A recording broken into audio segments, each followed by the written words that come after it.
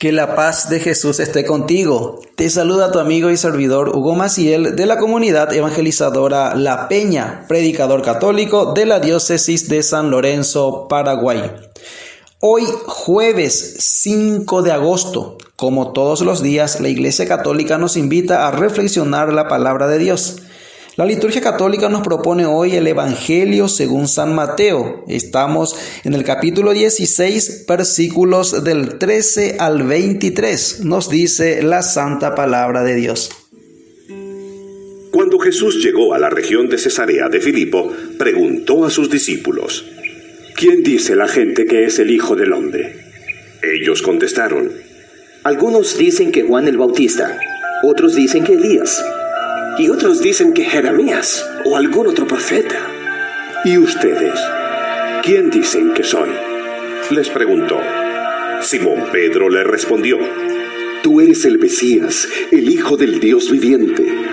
Entonces Jesús le dijo: Dichoso tú, Simón, hijo de Jonás, porque esto no lo conociste por medios humanos, sino porque te lo reveló mi Padre que está en el cielo. Y yo te digo que tú eres Pedro, y sobre esta piedra voy a construir mi iglesia, y ni siquiera el poder de la muerte podrá vencerla. Te daré las llaves del reino de los cielos. Lo que tú ates aquí en la tierra, también quedará atado en el cielo. Y lo que tú desates aquí en la tierra, también quedará desatado en el cielo. Luego Jesús ordenó a sus discípulos que no dijeran a nadie que Él era el Mesías. A partir de entonces, Jesús comenzó a explicar a sus discípulos que Él tendría que ir a Jerusalén y que los ancianos, los jefes de los sacerdotes y los maestros de la ley lo harían sufrir mucho. Les dijo que lo iban a matar, pero que al tercer día resucitaría. Entonces Pedro lo llevó aparte y comenzó a reprenderlo diciendo: Dios no lo quiera, Señor. Esto no te puede pasar.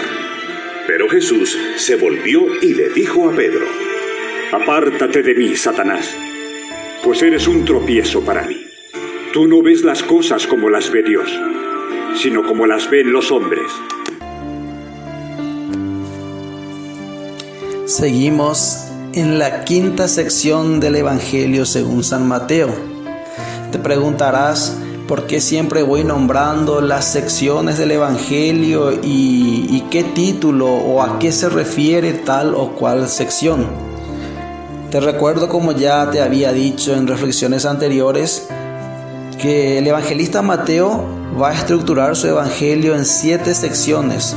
Primero empieza con la infancia, o sea, el nacimiento y la infancia de Jesús, y va a terminar con la pasión y la resurrección de Jesús en la 7ª sección. Y hoy estamos en la 5ª sección, que es la iglesia, primicias del reino de los cielos. ¿Y por qué es interesante eso? Porque nos está mostrando el evangelista los momentos en la vida de Jesús, porque recordemos, el evangelio que es buena nueva, buena noticia, el evangelio que es Jesús. Jesús es la buena noticia. El evangelio que también bien podríamos decir es la realización del reino de Dios, del reino de los cielos. ¿Por qué decimos que es la realización? ¿Por qué dijimos que evangelio es Jesús? Jesús es la personificación del reino de los cielos. Entonces, en el capítulo 16, en la sección del Evangelio según San Mateo, la iglesia, primicias del reino de los cielos, Jesús va a detallar los aspectos inherentes a la iglesia. Y justamente hoy acabamos de escuchar cuando Jesús nombra esa palabra. De labios de Jesús sale la palabra iglesia. Jesús dice: mi iglesia.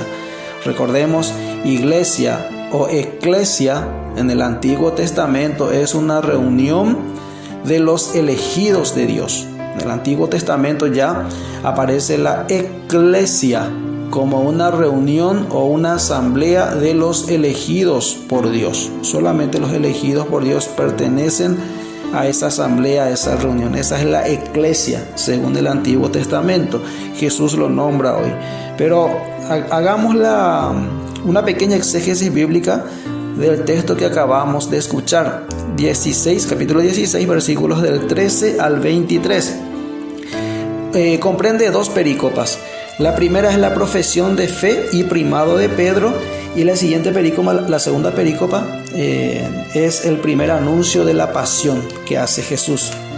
En la primera parte, tras llegar Jesús a la región de Cesarea de Filipo, Jesús está en una región al norte de Tierra Santa, donde nace el río Jordán, justamente cerca del monte Hermón, y es una región posiblemente romana, a la región de Cesarea de Filipo.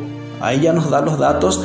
Es una región pagana, es una región conquistada y fundada por los romanos. Cesarea de Filipo. Jesús hace una pregunta a sus discípulos: ¿quién dicen la gente que es el Hijo del Hombre? Jesús hace esta pregunta en una región pagana, y hoy bien podríamos decir nosotros, lo que Jesús está haciendo aquí es muy tocante, es muy chocante para nosotros hoy. Si trasladásemos esta escena bíblica a nuestro hoy. Uno, el lugar donde Jesús hace esta pregunta. Dos, la pregunta que hace Jesús. Primero vayamos a lo segundo, la pregunta que hace Jesús. ¿Quién es Jesús para los hombres? ¿Quién dice la gente que soy yo?, pregunta Jesús.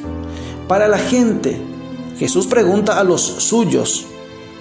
Traslademos esa pregunta hoy a los suyos, a los que dicen ser discípulos de Jesús, a los que dicen ser cristianos, ser amigos de Jesús, ser hermanos de Jesús. Sí, a usted que está escuchando esta reflexión, a vos que estás escuchando esta reflexión, te pregunta Jesús: ¿quién dice la gente que es el Hijo del Hombre?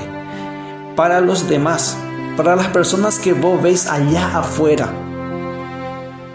para ellos, ¿quién es Jesús según tu óptica? Según lo que pudiste percibir hasta hoy, ¿qué dice la gente de Jesús? Allá afuera, ¿qué opinan de Jesús? Para ellos, ¿quién es Jesús? Y unos dicen que eres Elías, otros que Jeremías o uno de los profetas. Esa es la idea que tiene la gente allá afuera, en esa región, en una región lejana, en una región pagana, en una región romana, en una región no perteneciente al pueblo escogido por Dios. Recordemos, estamos al norte de Galilea. Ellos están allá lejos de ese lugar donde viven los escogidos por Dios. En aquella época eran los judíos, los circuncisos, los que estaban circuncidados, los pertenecientes al pueblo escogido por Dios, a la iglesia de Dios, al pueblo escogido por Dios, los que iban a adorar en el templo de Jerusalén. Ellos son los escogidos. Pero Jesús pregunta primeramente para los otros: ¿quién es Jesús? Y las respuestas son variadas, como hoy bien podríamos dar nosotros, los que nos decimos entre comillas cristianos.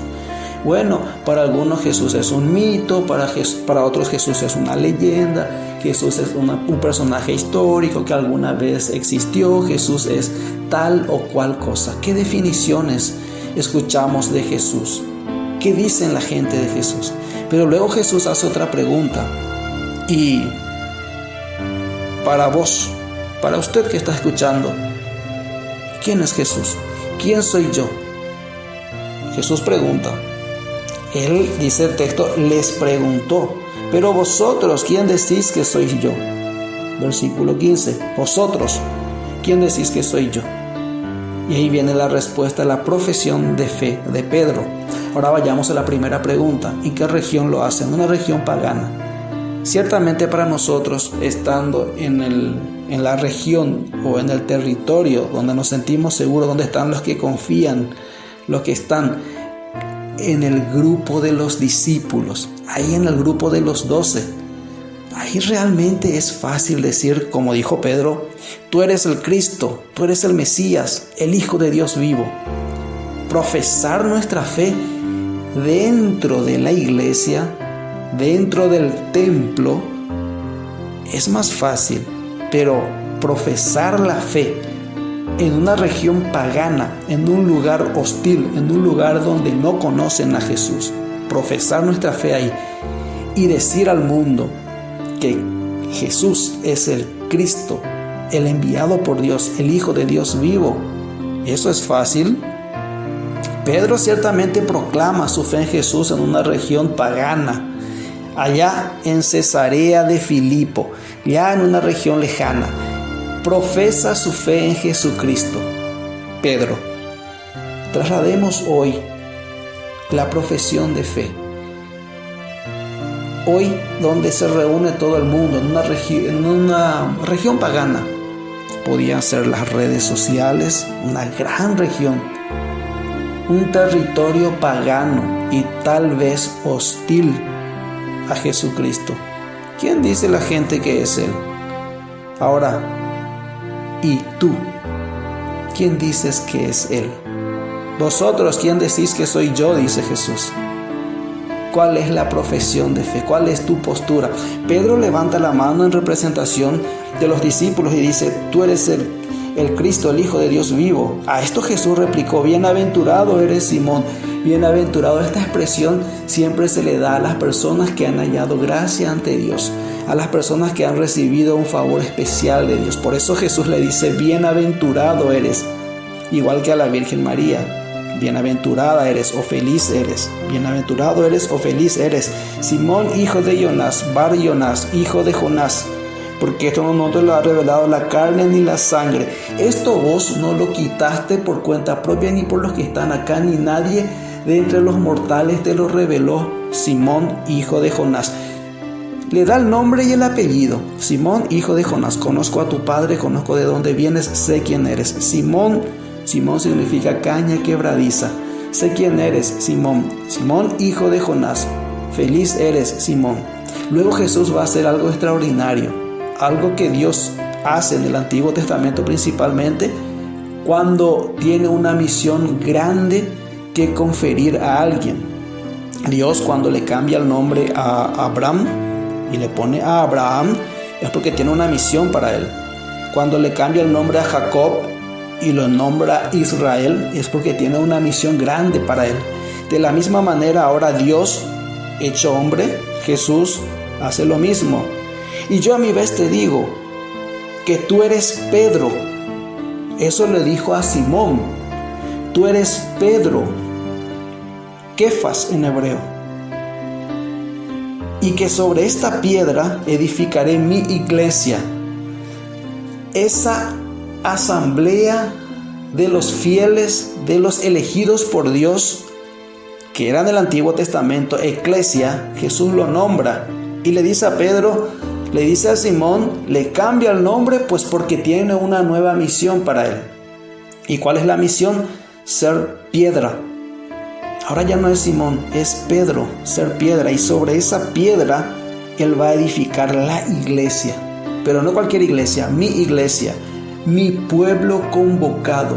Yo voy a convocar un pueblo, Simón, y ahora te digo que tú eres Pedro, y sobre ti voy a edificar esta asamblea nueva, este nuevo pueblo, mi iglesia, la iglesia que es mía, y las puertas del Hades no prevalecerán contra ella. Las puertas del Hades, de aquello que lleva a la muerte, el portal de la muerte, el gobierno de la muerte, no van a prevalecer contra ella. Te daré las llaves del reino de los cielos. Lo que ates en la tierra quedará atado en el cielo, y lo que desates quedará desatado en el cielo. Jesús le hace una gran promesa a Pedro. Luego, en la siguiente perícopa, Pedro quiere interponerse a Jesús cuando Jesús anuncia la pasión. Jesús anuncia que va a subir a Jerusalén y todo lo que va a tener que pasar por ahí. Pedro se le antepone y le dice: no, eso no puede pasarte. Jesús lo reprende: apártate de mí. Hace minutos, versículos, le daba una promesa grande, ahora le dice: apártate. ¿Por qué? Porque Pedro veía que eso que Jesús anunciaba no era el camino que él quería. No a la cruz, no al sufrimiento. Pero Jesús le dice: me eres piedra, me eres tropiezo, me eres escándalo. Apártate, ponte detrás de mí y sígueme para que veas cómo es. Es ver a Jesús, es ir a la cruz. Ese es el camino del cristiano. Y por eso, porque siempre los Pedros tienen debilidades, el Papa Francisco dice: recen por mí. Ahora entendemos por qué eso. a rezar por el Papa Francisco, sucesor de Pedro. ¡Fuerza!